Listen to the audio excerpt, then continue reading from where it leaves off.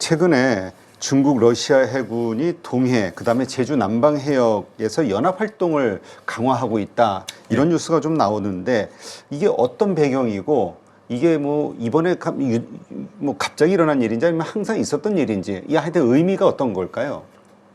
갑자기는 아닙니다. 심지어 뭐 자바드, 보스톡, 자바드는 뭐냐면 서쪽이라는 얘기고 네. 보스톡은 동쪽이라는 얘기거든요. 러시아 말이에요.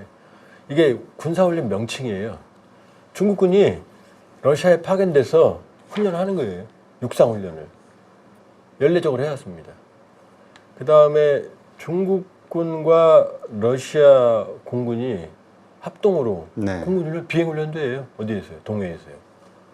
러시아 같은 경우는 우리 독도 영공을 침범해서 우리 군이 대응 사격, 경고 사격까지 한 적이 있어요. 경고 사격. 그것에 이은 해군 훈련으로 보시면 되는 거죠. 네.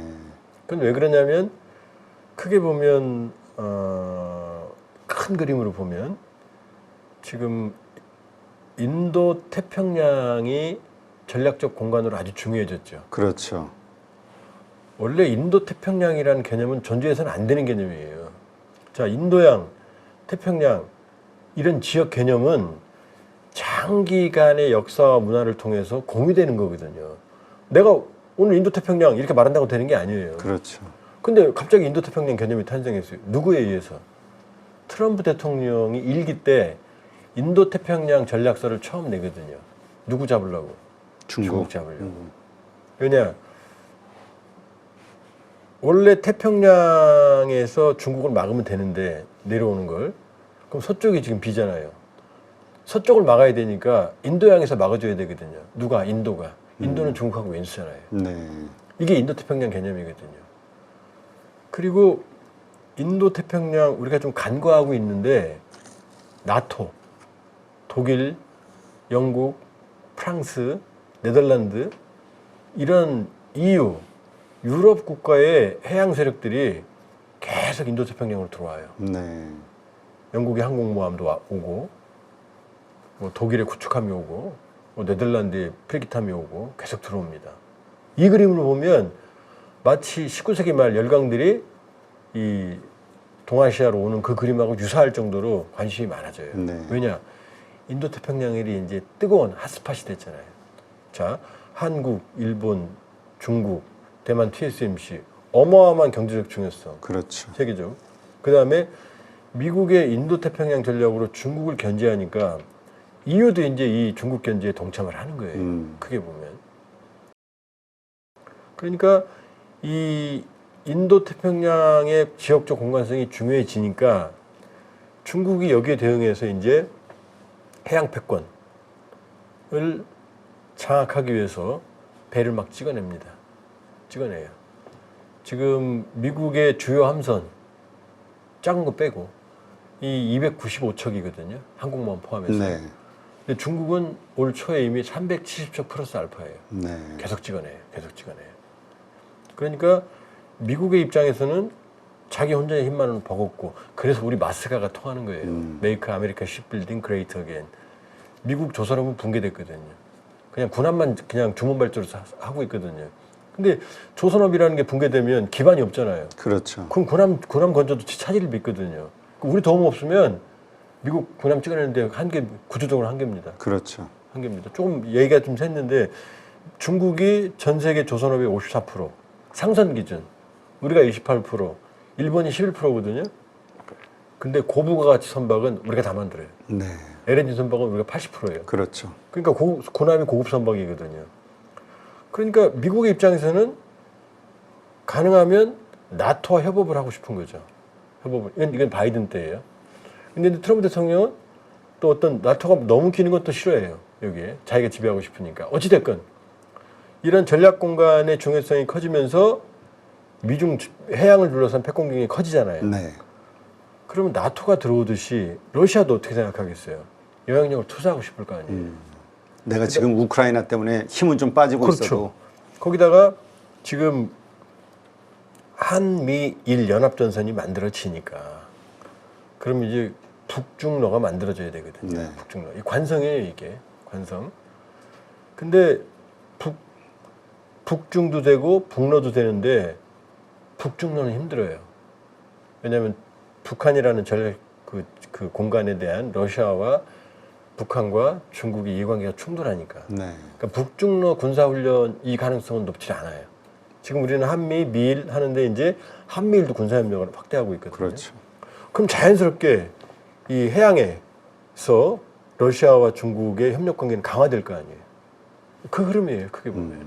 그러니까 이 흐름에서 본다 그러면은 향후에도 중국과 러시아의 군사협력은 강화될 거고 이게 해상에서든 공중에서든 그다음에 육상에서든 협력 체제는 강화될 거다. 그러나 지금 중국과 러시아의 군사협력, 군사훈련은 한미, 미일과는 달라요.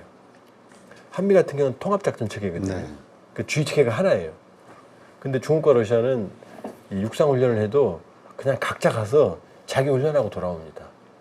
왜냐하면 상호 아직도 불신이 있고 이 긴밀한 통합 체계가 안 돼 있기 때문에 훈련의 수준은 낮다. 아직은 이렇게 네. 볼 수 있죠. 그렇군요. 근데 어쨌건 그것이 뭐 미국이나 일본뿐 아니라 우리에게 직접적인 어떤 위협이 되는 거 아니냐, 우리가 좀 긴장해야 되는 거 아니냐, 이런 시각들도 있더라고요. 있죠. 왜냐하면 지금 주한미국 미중 패권 경쟁이 거기서만 끝나겠느냐. 특히 이제 올 3월에 발표된 트럼프 헤그세스 국방부 장관의 임시 안보 전략서. 정식 NDS는 9월이나 10월에 나옵니다.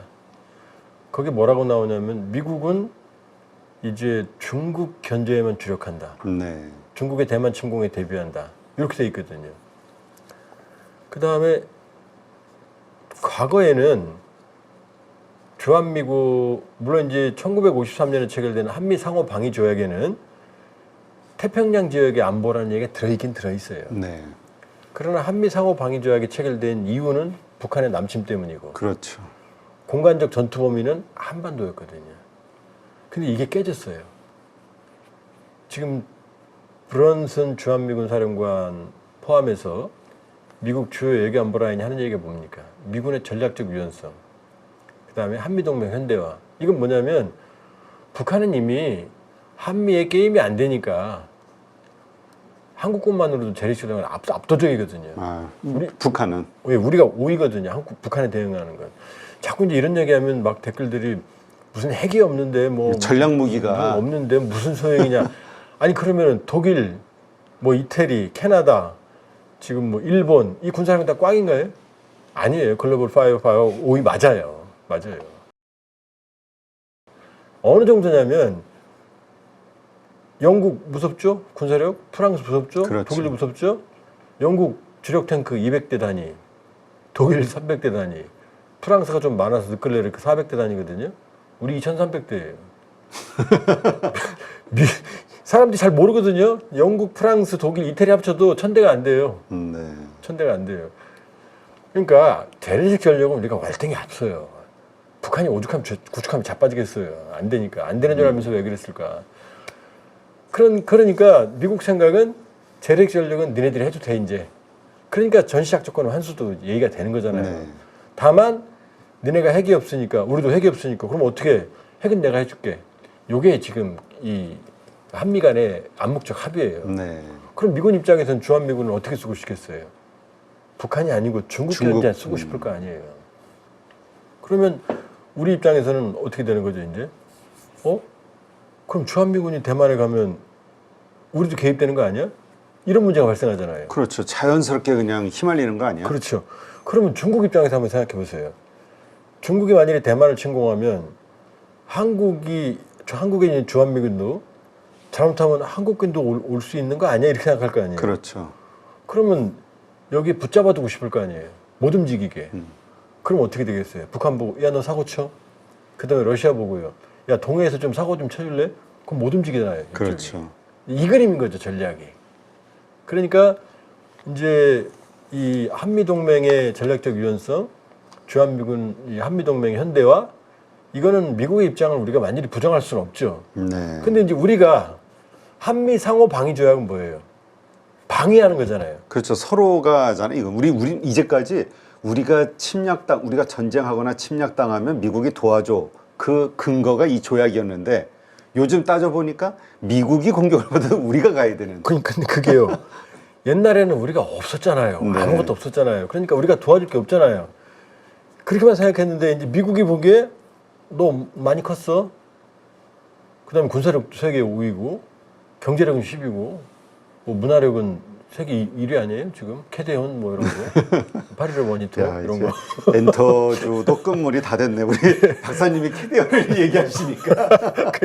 그러니까 그렇게 보니까 미국 입장에서는 이제 한국도 자기들 방위에 네. 전략적으로 활용하고 싶은 거죠. 말은 그렇게 안 해요. 브로든 사령관이 우리가 주한미군이 대만 간다고 한국군이 자동적으로 따라가는 건 아니야? 그렇죠. 이렇게 말은 하고 있는데 그러나 이제 그 그림이 우리 머릿속에는 이제 악몽이 그려지는 거죠. 그렇죠. 대만 사태가 벌어지면 주한미군이 가고 우리도 자동적으로 연루가 되고 왜냐하면 우리 해군력도 막강하거든요. 네. 그럼 말씀드렸지만 미국의 해군력은 양쪽으로 중국에 딸리거든요. 질적으로는 뭐 압도적이지만 그렇게 보면 미국 입장에서는 한국 해군, 일본 해군만 합쳐도 중국은 8달러 정도는 자를 수 있거든요. 더 자르거든요. 그러면 이제 미국 그림에서는 한국과 일본도 같이 연루되는 이런 그림을 그릴 수 있잖아요. 말은 네. 그렇게 하지만. 그렇죠. 그러나 너무 걱정할 건 없을 것 같다. 왜냐하면 제일 걱정은 일본이에요. 주일미군이 52,000이거든요. 네. 주로 해군력, 공군력이에요. 해병대. 투사가 가능하잖아요. 한반도는 해군력이 없어요. 우리는 육군 중심이죠. 육군과 공군 중심이거든요. 그러니까 우리보다 일본이 훨씬 더 연루될 가능성이 높은 거죠. 네. 그렇게 보면. 따라서 또 하나는 이 한미 상호 방위 조약이라고 그랬잖아요. 네. 대만은 미국이 아니잖아요. 대만에 침공받는데 미국이 개입하면 지금 미국이 공격받는 상황이 아니잖아요. 미 본토가 아니면은 중국이 미국을 직접 공격한다. 그러면 얘기가 달라지지만 논리적으로 대만을 공격하는데 미국이 연루되는 거는 우리 한미 상호 방위 조약의 범위에 벗어나는 거죠. 엄밀히 보면. 근데 어쨌건 지금 자연스럽게 정말 미국과 중국이 그렇게 대만을 두고 부딪히게 된다면 개입할 수밖에 없게 될 것이다로 보는 시각이 대부분인 것 같아요. 우리도. 연관되는 건 100%죠. 음. 개입은 모르겠는데 연관되는 건 100%죠. 그렇죠. 그리고 주한미군은 전략적 유연성으로 이동하게 되겠죠. 여기 그만 있지는 않겠죠. 그래서 전에 어느 전문가분은 그런 얘기 하시던데요. 그 미군의 육군 중심이다 보니까 이거는 정말 중국의 북경을 대상으로 가는 어떤 그 전략 포인트가 될 수 있다. 그러니까 그게 무슨 얘기냐면 주한미군이 이제 미국 전문가들의 일부가 주한미군은 중국에 너무 가깝다, 위험하다, 캠프 험프리즈가 이렇게 얘기를 하거든요. 네. 근데 뒤집어 생각하면 캠프 험프리즈에서 베이징이 너무 가까운 거잖아요. 그래서 언론에 보도됐지만 거꾸로 된 동아시아 지도라는 거. 평택 캠프 험프리를 중심에 놓고 각 지역 거리를 표시한 지도를 미군이 공개했거든요. 네.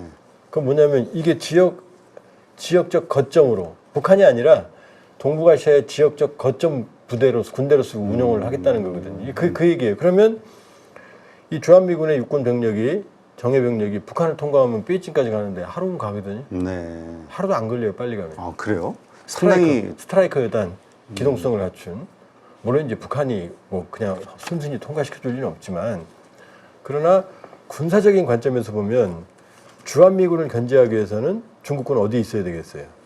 북중 접경 지역에 상당한 수의 병력을 배치해 줄 수밖에 없는 거죠. 네. 뚫고 들어올 수 있는 거니까요. 그렇죠. 그러니까 주한미군은 그 존재 자체만으로도 이미 중국의 억제가 되는 거고 이미 연루가 된 거죠.